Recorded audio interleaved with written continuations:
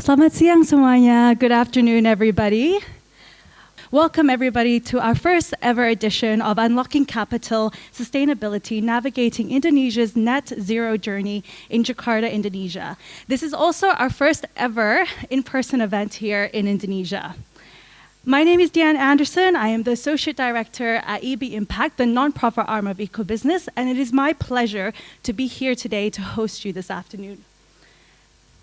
Unlocking Capital for Sustainability is now in its 6th year.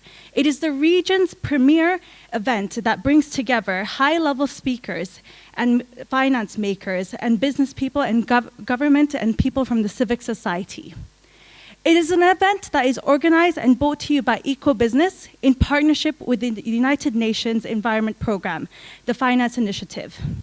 At Unlocking Capital, we are gathering decision makers in the Asia-Pacific region to discuss and commit to actionable initiatives that mobilize capital markets for sustainable development.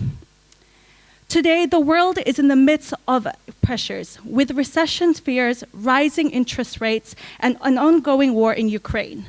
The global microeconomic outlook is marked with uncertainty and volatility.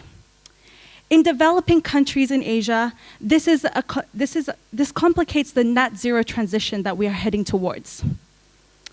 It has been estimated by the ASEAN Investor Group on Climate Change to require $37 trillion in investments in over the next 3 decades to meet the Paris Agreement's targets.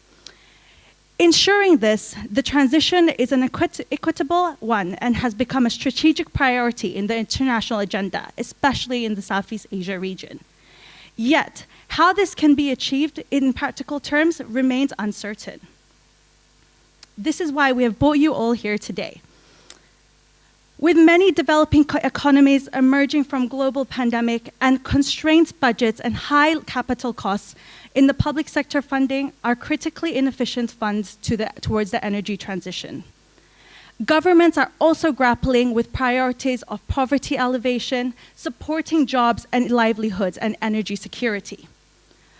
Mobilizing a blended capital on a large scale for public sector, private, and philanthropic sources will be key in assessing the financing gap required for this equitable transition. This brings the questions: what are some of the key mechanisms that will unlock Asia's just transition? What frameworks are needed to make transitions finance an effective tool for hard-to-abate sectors? Will we see a revival of carbon markets, and how can we mobilize philanthropic capital in the future? Unlocking Capital for Sustainability 2023 will convene leaders and decision makers across the government, financial institutions, and civic society to explore the latest development and pathways forward towards an enable equitable transition. We are delighted to be hosting you this afternoon in Jakarta in the Pullman Hotel as we launch the first of these series of events of Unlocking Capital of Sustainability 2023. Now, before we kicked off our event for today with our great number of speakers coming on here today, we would like to thank our partners, without whom this event will not have been possible. Thank you to the United Nations Environmental Programme Finance Initiative, our strategic partner, April, our supporting partner, Pollination, our knowledge partners, ADB, Southeast Asia Development Solutions, Center for Asian Philanthropy and Society, Climate Policy Initiative, and Jakarta Investment Centre, and also the Singapore Chambers of Commerce, Indonesia, and UNDP. To all of you in the audience today, please do engage with us later on by taking part in our polls and also our chat boxes and the Q&A that will come up later on in today's session. If you would like to post about the event today, please do hashtag Unlocking Capital, UCFS 2023, EB Conversations, and do tag EcoBusiness. Now, without further ado, and before we go into our fruitful discussions for today, we have prepared a short video giving an overview of Unlocking Capital for Sustainability 2023. Please sit back and enjoy this video.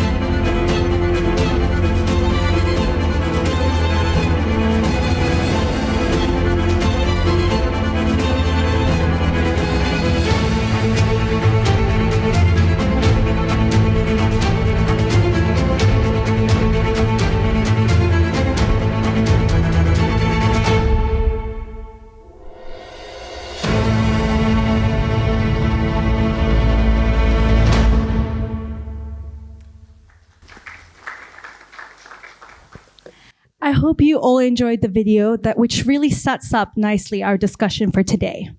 Now, without further ado, I would like to welcome our first speaker to the stage today with an opening address, Dr. Gigi Udi Atomo, Director for Energy Conservation, Ministry of Energy and Mineral Resources. Over to you, Doctor. Good afternoon, everyone. My name is Gigi Udi Atomo. It has been introduced by Ibu Dian that I'm in charge for Director of Energy Conservation. I think what Ibu Dian explained is very relevant to some of the work that we are currently working on, like on net zero emission roadmap on early coal retirement, and also nowadays we also involved on the carbon market development in the energy sectors. So this has been a privilege for me to stand here before you and also to deliver this opening remark that initially it was scheduled for our Director General, Pak Yudo, because he couldn't attend himself because he has to address at the Parliament. So Honorable Ibu Dian Anderson, the Associate Director of EB Impacts, Mr. Darsono Hartono, the ASEAN Net Zero Hub and Carbon Center of Excellence program leaders, and also number 3 is Miss Lucinda Jasmine, Director for International Sustainability and External Affairs, the April Groups, Mr. Jiro Tominaga, Country Director of ADB Indonesia, Mr. Bayu Wirawan, Managing Director and Chief Investment Officer, Indonesia Infrastructure Finance, Ms. Ratri Wakeling, Director of Investment Foreign Nation, Ms. Tona Hutauruk, Head of Jakarta Investment Centre, Ms. Megan C., Director of Partnership Eco-Business, and also all of distinguished speakers, guests, and ladies and gentlemen. I think if I read this, it will take 30 minutes. So I just go directly to using the slides just to briefly explain what we are doing and also how it is relevant with the topic what we are discussing today. So from the presentation, if we could come up again with the presentation. So we in the Ministry of Energy and Mineral Resources. So we are, when it comes to, we are, as I mentioned earlier, that we are developing net zero emission roadmaps. And in our roadmap, we are expecting to peak our emission from the energy sectors by within 2035 and 2040, with the emission around 741 million ton of CO2 emission. And gradually it will decrease up to leaving up only around 1,029 million ton of CO2 emission by 2060. That's a lot of effort to do so, because if we are looking at the trend on the business as usuals, we will see that leaving only 129 million ton of CO2 emission, this is well below our business as usual emission, which is more than 90% below. So that's the challenge, is how we can achieve that. So we need to find a pathway and how we can achieve thank you for putting back the slides. So this is how we can manage the balance between achieving our goal on the sustainability in terms of reducing our carbon footprints, whereas at the same time we also increase or maintaining our energy security. And lastly, on the next slide, this is very important for us, how we can align our objective and also program with the SDG goals in the midterm in 2030. So here we see the SDG 7, clean energy access, clean and affordable energy access, and also, of course, we looking at the SDG number 13th. So maybe the easiest proxy for SDG 7 is how we can provide access of electricity to all Indonesian citizens, wherever it is. So we are talking about 17,000 more islands in Indonesia, as we are now reaching more than 99% of electrification ratio. There are still small number of percentages, look like small number of percentage, but when it comes to Indonesian population, it's represent a large number of population that need to be electrified. So we are talking area or islands in the outer island of Indonesia. So that's our family and also our part of Indonesians need to be electrified. That's how we can achieve that. And also because we need to provide clean energy access through electricity, one of the key energy sources is we understand that, of course, it comes to renewable energy. So we have an ambition by in the midterm, 2025, we're going to achieve 23% of energy mix. Still challenging too, because by last year, 2022, we achieved around 12.3% of renewable energy mix. And predominantly, the fossil fuel is still dominating our energy mix. So how we can reduce that really depend on a number of strategies and also support from the internationals. When it comes to NDC, this is our midterm goal. So we're talking about 2030. We have enhanced NDC. By 2030, we have increased our NDC target to, when it comes to energy sector, 358 million tons of CO2 emission. This represents almost 32%, an increase from 29% before. What does it mean actually? It's meaning that we increase the ambition in our commitment in the Paris agreements, that now we are moving into, when it comes to the first NDC, it was Indonesia contribution toward maintaining our contribution to the world of achieving a 2-degree scenario. So we are now revise our NDC, meaning that our ambition has been increased, that to somehow we can contribute to achieving, to limiting the temperature, global temperature up to 1.5 degrees Celsius. So how are we going to achieve it? Yeah. So that's a target that was, we create a roadmap, a yearly roadmap. Last year we achieved 91 million tons of CO2 emission reduction. And this year we have to reduce the emission around 116 million tons of CO2 emission. And the good news is, by July last 2 months, we have identified and also recorded mitigation is around 118 million tons of CO2 emission. So of course, the number needs still to be verified, and also maybe continue to have some more mitigation action that we will add into the portfolio. But what I would like to highlight is that we see opportunity in how we can capitalize or put some value on our mitigation action.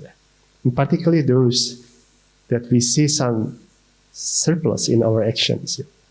How we can put some value, whether, of course, our NDC is our first priority, but when there are opportunity when we see some more surplus coming out of our NDC, we need to see whether there are some potential to put some more value, whether through international cooperation, carbon market, domestic carbon market, or we see beyond that. So maybe OJK later on in September will launch the first carbon market in Indonesia. So this is also another avenue of opportunity on how we can work together and find ways to make an effort of mitigation action into some additional values. So this is our roadmap, as I explained earlier. So we have to reduce more than 90%.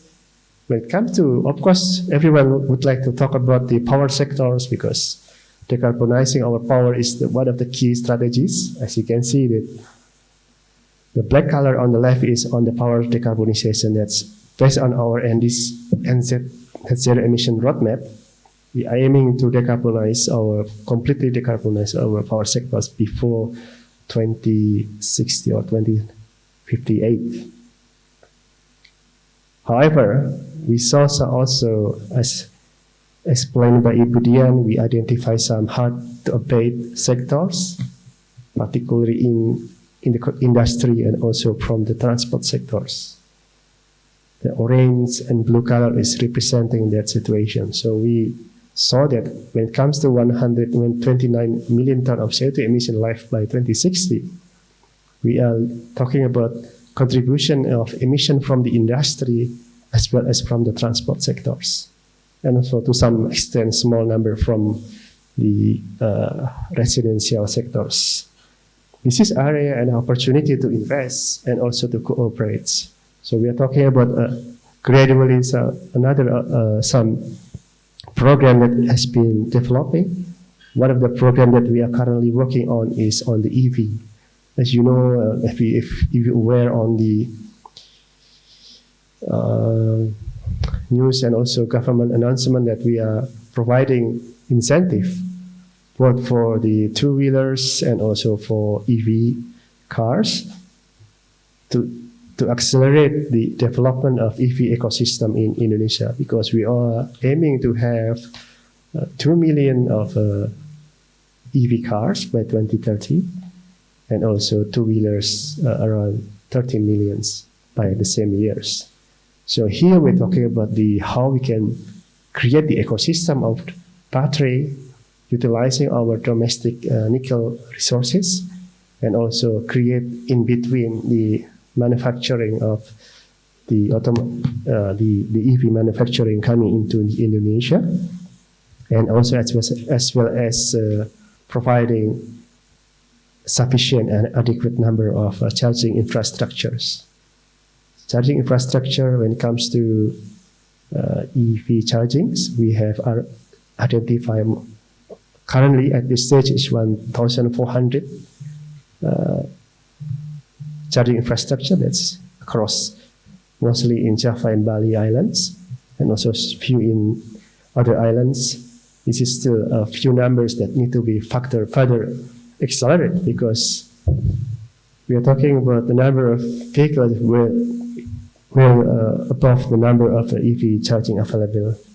And also for two-wheelers, it's very important that we are talking about the EV battery swap stations.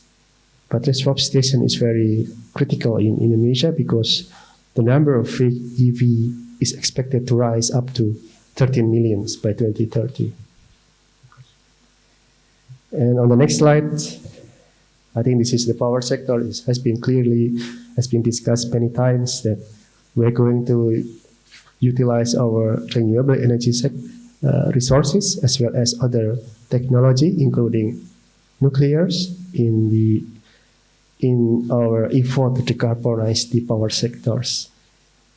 And when it comes to the fossil fuels, we understand that because of the previous commitment and also procurements, we will have around more than 40 gigawatt of installed coal power plants. That if we're looking at the contractual, if it comes to IPP or technical lifetime, when it comes to utility on power generations, we believe the power plant will have some lifetime up to 2057.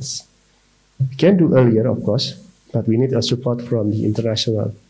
We can do early retirement, for example, but it's subject to the availability of support and low cost of fund and finance from the international, whether it's come from grant in the form of grant, concessional loans, or other form that make it comparably cheaper rather than to continuously to operate the assets.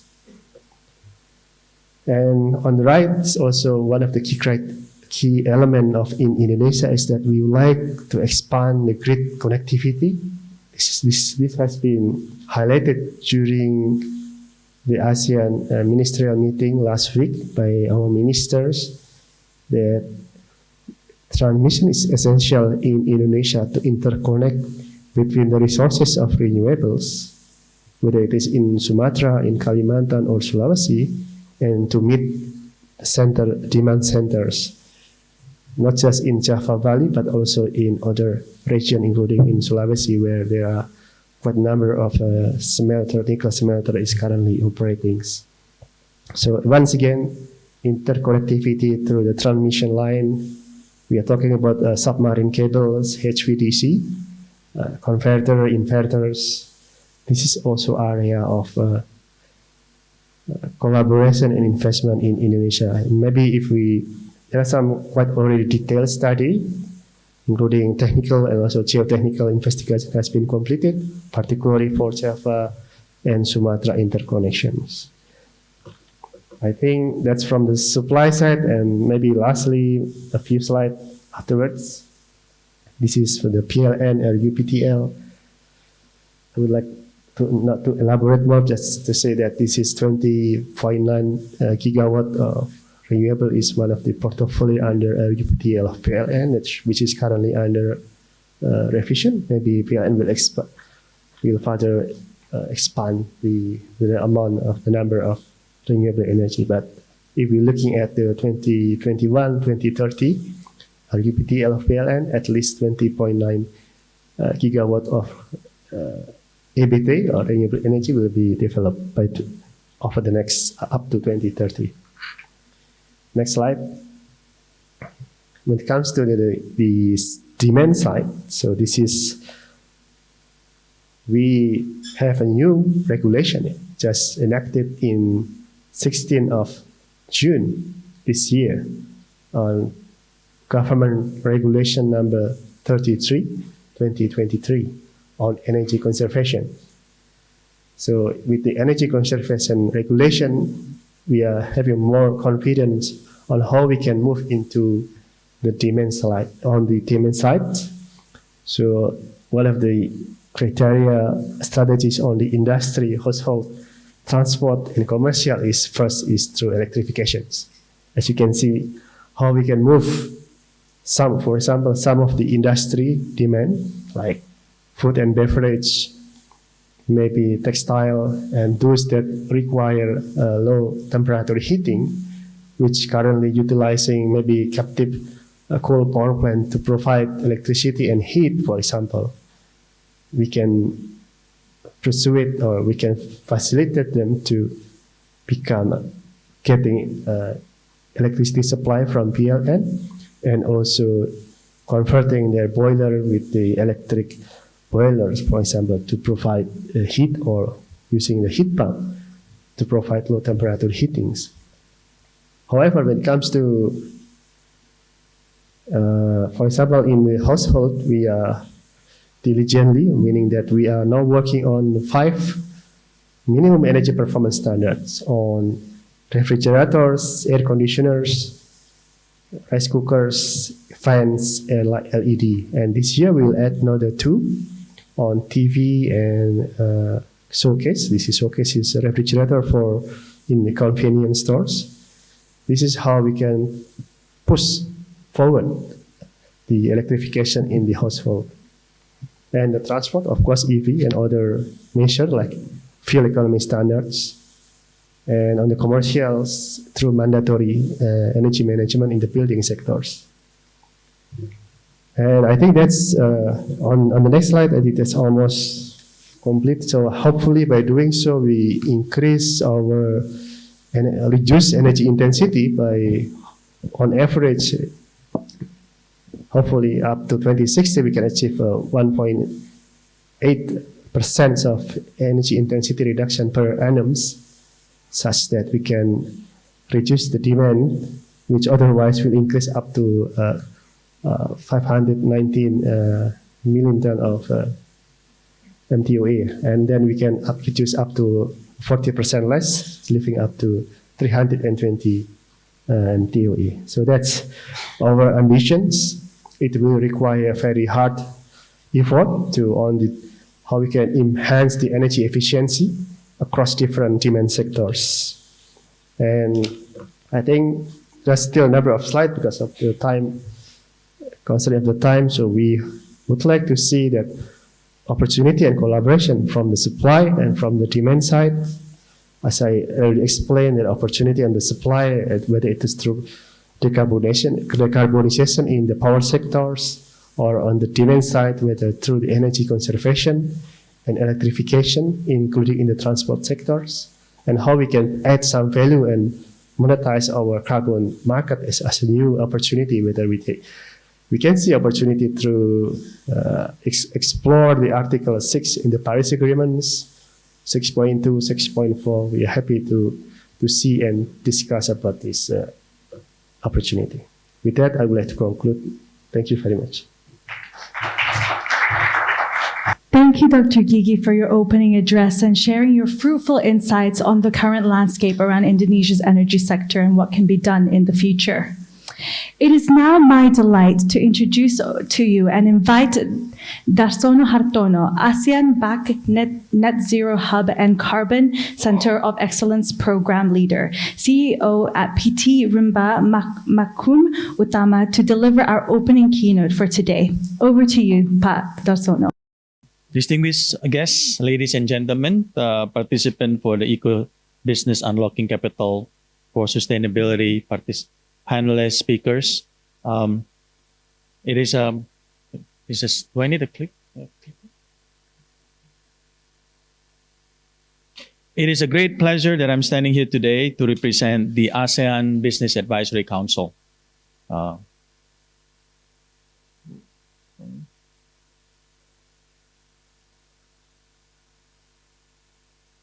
This year, Indonesia will take another global spotlight in the ASEAN Chairmanship.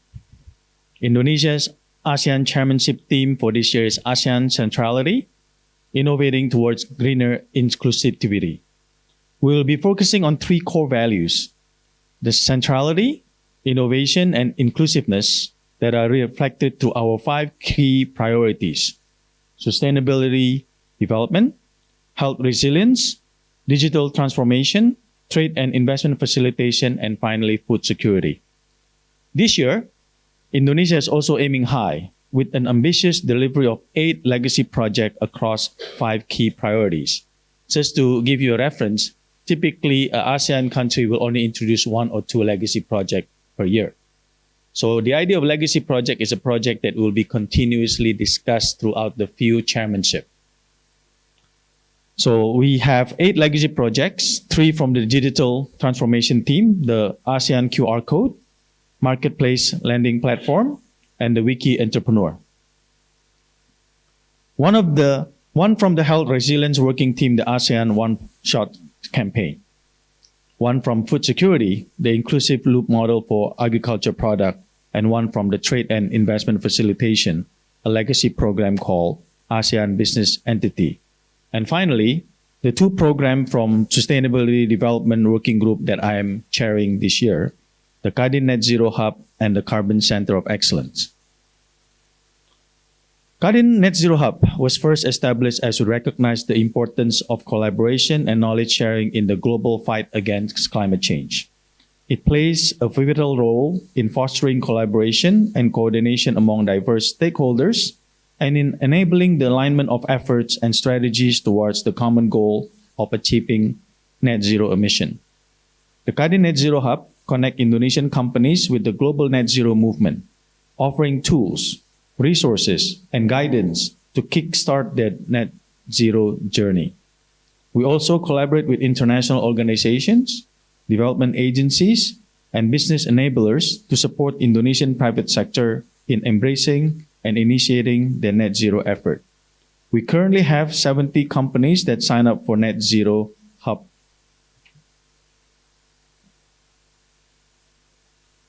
Carbon Center of Excellence, on the other hand, aims to enable the growth of carbon trading through a global center of excellence that provide carbon knowledge repository, and practice sharing. And lastly, I'm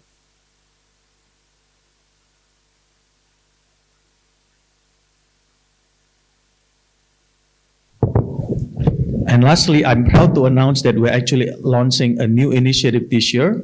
It's called the ASEAN Alliance on Carbon Market, or AACM for short. AACM will be launched during the ASEAN Business and Investment Summit this coming Monday. AACM is the first private sector-led body to advocate for cross-border efforts in the area of carbon market development. AACM will foster a regional ecosystem and act as a focal point for international partnership. Chairing the two legacy program, I have seen the importance of collaboration across business and private sectors, public and private sectors to drive the effort in a net zero transition. Especially true if we are talking about unlocking capital for sustainability, without which I can assure you that an amazing business plan will fail. ASEAN as a region might remain potential without actualization. ASEAN region has some of the world's most valuable investable carbon stock and biodiversity. Indonesia alone has abundant natural resources. It has the world's largest reserve in nickel with 72 million tons, world's second largest tin producers, and the 7th biggest copper reserve with 28 million tons. Unlocking this huge potential requires strong cooperation among different players. Upholding our commitment as a region to achieve net zero in the most just and equitable manner will be a real challenge. It is not going to be easy, but we need to continue moving forward. And finally, I believe that we, as a region, really need to up our game in helping each other and in sharing our knowledge. And that is exactly what we're trying to promote here in Indonesia ASEAN Chairmanship this year. Collaboration and cooperation, and more importantly, inclusivity with leave nobody behind. I'm looking forward to connecting with you all today, and I thank you for having me. And I hope you had a fantastic learning experience today with the great panelists around. Thank you.